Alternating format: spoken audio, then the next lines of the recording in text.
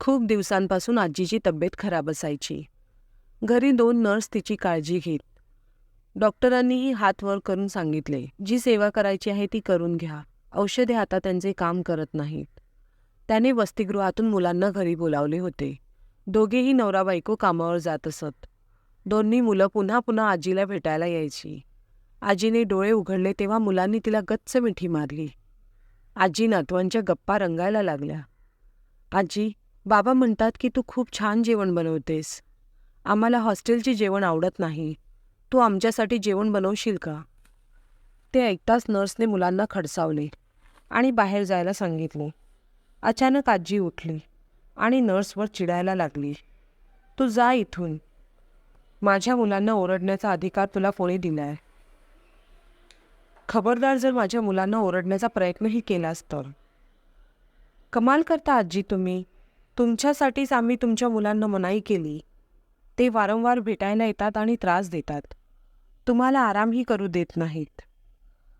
अगं, त्यांना बघून माझ्या डोळ्यांना आणि मनाला किती आराम मिळतो हे तुला काय माहीत?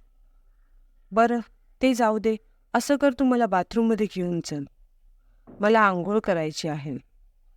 नर्स हैराण झाली आणि आश्चर्याने बघत होती. कालपर्यंत औषध काम करत नव्हते आणि आज इतके बदल कसे? सगळं काही समजण्यापलीकडचं होतं. आंघोळ झाल्यावर आजीने नर्सला स्वयंपाकात मदत करायला सांगितली. आधी नर्सने नकार दिला. मग काहीतरी विचार करून ती मदत करू लागली.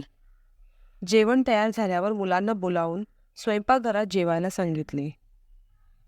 आजी, आम्हाला जमिनीवर बसून जेवायचे आणि तेही तुझ्या हाताने. आई टेबलावर जेवण देते आणि आम्हाला कधीच भरवत नाही. आजीच्या चेहऱ्यावर आनंद होता. ती मुलांजवळ बसली आणि त्यांना खाऊ घालू लागली. मुलंही आजीला घास भरवत होते. आजीच्या डोळ्यातून अश्रू वाहू लागले. आजी, का रडतेस? काही दुखतंय का? मी तुझे पाय दाबू का? अरे नाही, हे अश्रू तुमच्या वडिलांची आठवण झाली म्हणून. तो पण असाच माझ्या हातून खायचा. पण आता त्याला यशाच्या भूताने इतके पछाडले की त्याला जेवायलाही वेळ नाही आणि आईला भेटायला तर वेळच नाही. आजी, तू लवकर बरी हो. आम्ही दोघे रोज तुझ्या हातचे जेवण खाऊ. आणि कोण जाणार अभ्यासाला?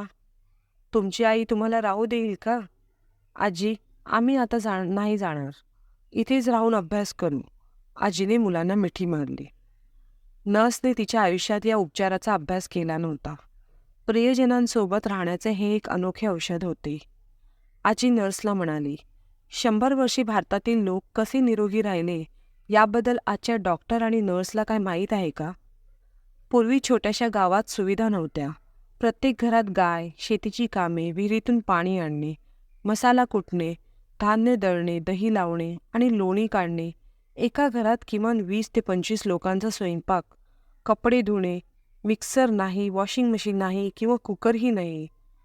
तरीही आयुष्यात एकही रोग नाही, मरेपर्यंत चष्मा नाही आणि दातही शाबूत. घरच्यांच्या प्रेमापोटीच तर हे सगळं शक्य होतं. हे ऐकून नर्सला आश्चर्य वाटले आणि दुसऱ्या दिवशीच आजी बरी झाली.